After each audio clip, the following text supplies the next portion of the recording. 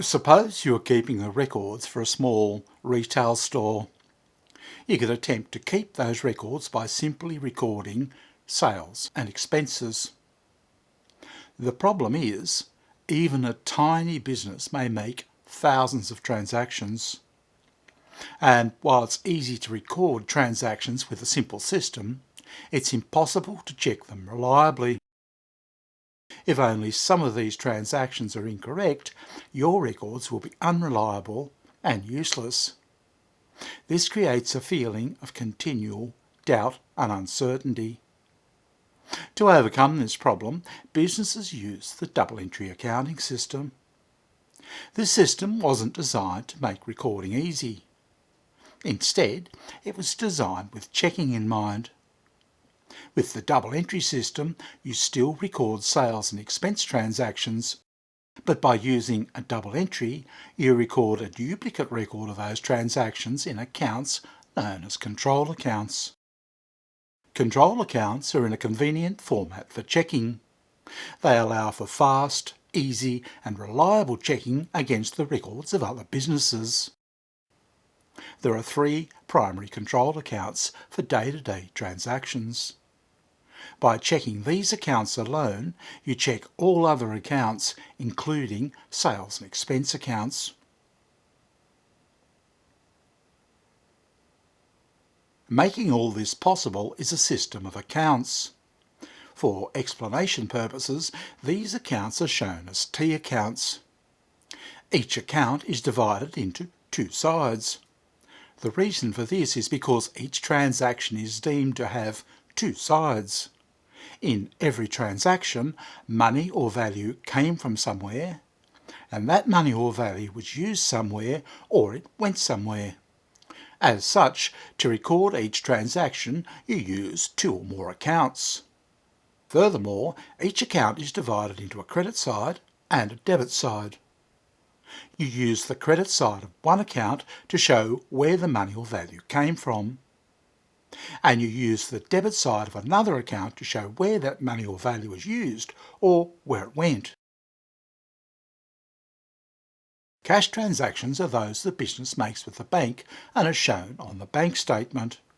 They include cash receipts, which are shown as deposits on the bank statement, and they include cash payments, which are shown as withdrawals on the statement.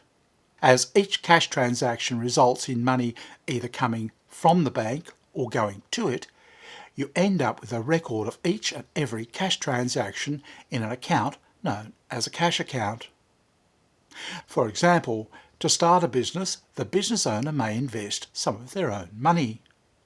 The owner would deposit this money in the business's bank account. To record this transaction, you credit the capital account. This shows that the money came from owner's capital. In this case, the credit entry also shows money is owed by the business.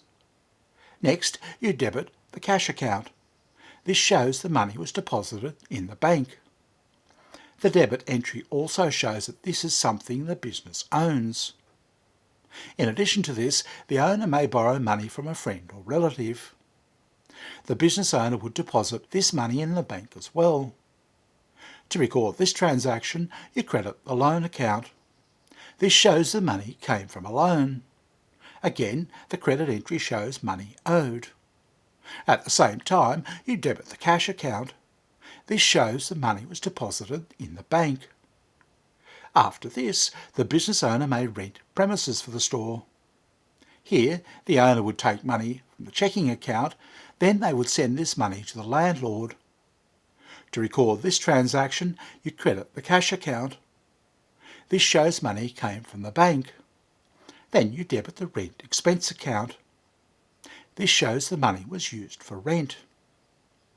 After this, the business owner may purchase goods to sell. If paying in cash, the business owner will take more money from the bank, and they will use this money for purchases.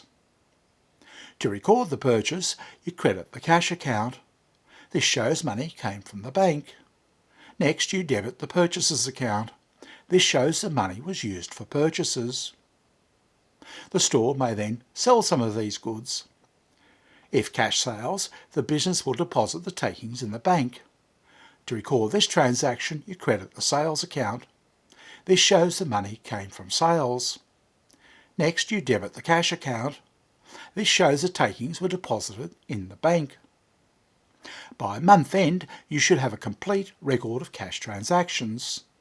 You will have one record of them in the general accounts, and you'll have a duplicate record of those transactions in the cash account. As such, the cash account should contain the same transactions as shown in the other accounts. Because of this, to check your records, all you need to do is check the control account. To do this, you compare your cash account to your month-end bank statement. If the records agree, it shows the control account is correct. With this visual learning system, you learn to see debits and credits as showing a flow of value or money from one place to another. This means the credit entry is always shown first. Learn it this way, then in exams switch it around and record the debit entry first.